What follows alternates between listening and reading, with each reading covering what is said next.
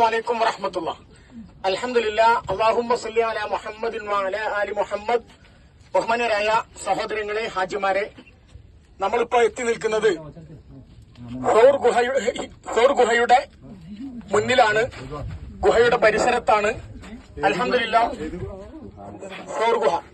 സൗർ ഗുഹയുടെ മുഖാമുഖത്താണ് നമ്മളുള്ളത്.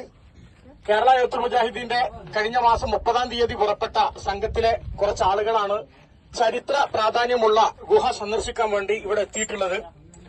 പ്രവാചകൻ സല്ലല്ലാഹു അലൈഹി വസല്ലം തങ്ങള് അബൂബക്കർ റളിയല്ലാഹു തആല അൻഹുവും ഹിജ്റ പോകാൻ വേണ്ടി മക്കയിൽ നിന്ന് പുറപ്പെട്ട് ഇത്രയും വഴിദൂരം സഞ്ചരിച്ച് ദുർഘടമായ പാതകൾ താണ്ടി വന്ന് അവർ ഒളിച്ചിരുന്ന പ്രദേശത്താണ് സൗർ ഗുഹയുള്ളത്. ഇതിന്റെ പരിസരത്ത് പ്രവാചകനെ വധിക്കാൻ വേണ്ടി അന്വേഷിച്ച് നടക്കുന്ന ശത്രുപക്ഷങ്ങളും ഒന്നു ചേർന്നു എന്നുള്ളത് വലിയ അത്ഭുതമാണ്. അവരൊന്ന് കുമിഞ്ഞു നോക്കിയാൽ പ്രവാചകനെ കാണുമെന്നുള്ള രീതിയിലായിരുന്നു അബൂബക്കർ റളിയല്ലാഹു അൻഹു അന്ന് റസൂലുള്ളാഹിയോട് സംസാരിച്ചത്. ഈ ഗുഹയെക്കുറിച്ച് ഉള്ളതുമില്ലാത്തതുമായ ഒരുപാട് ചരിത്രങ്ങൾ, സംഭവങ്ങൾ ചരിത്ര ഗ്രന്ഥങ്ങളിൽ രേഖപ്പെടുത്തിയിട്ടുണ്ട്. ഏതായിരുന്നാലും ഈ ഗുഹയിൽ അബൂബക്കർ റളിയല്ലാഹു അൻഹു സുരക്ഷിതത്തിന് വേണ്ടി ആദ്യം ഒന്ന് ക്ലീൻ ആക്കിയിട്ടാണ് റസൂലുള്ളാഹിനെ ഇതിലേക്ക് പ്രവേശിപ്പിച്ചത് എന്നത് യാഥാർത്ഥ്യമാണ്.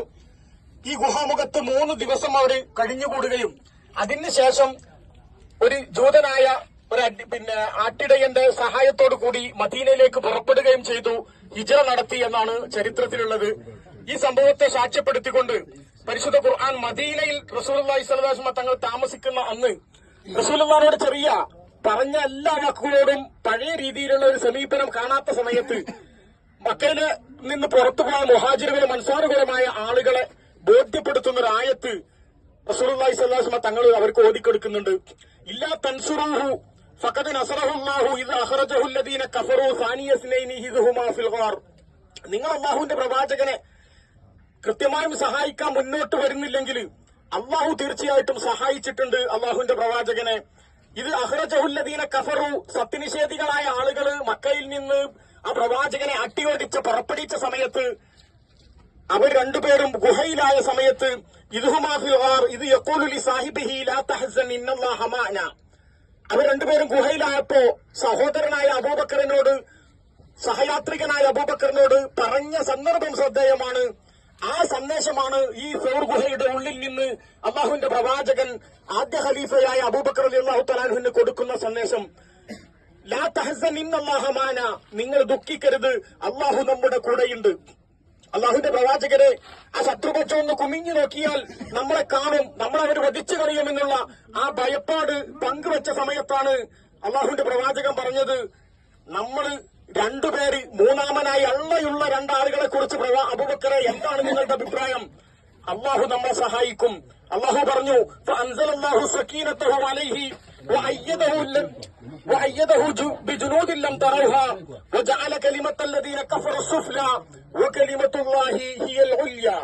സത്യനിഷേധികളായ ആളുകളുടെ വാക്ക് നാമാവശേഷമാക്കുകയും അല്ലാഹുവിന്റെ വാക്ക് സത്യപ്പെടുത്തുകയും ചെയ്തുകൊണ്ട് അവിടെ സാക്ഷ്യപ്പെടുത്തിയ ഒരു പ്രദേശത്താണ് നമ്മളുള്ളത്. ഇൻഷാ അല്ലാഹ് ഇവിടെ നമുക്കൊന്നും ചെയ്യാനില്ല. ഇവിടുന്ന് പ്രവാചകൻ അബൂബക്കറിന് പകച്ചു നൽകിയ ഒരു തൗഹീദിന്റെ സന്ദേശമുണ്ട്. ലാ തഹ്സൻ ഇന്നല്ലാഹ മഅനാ.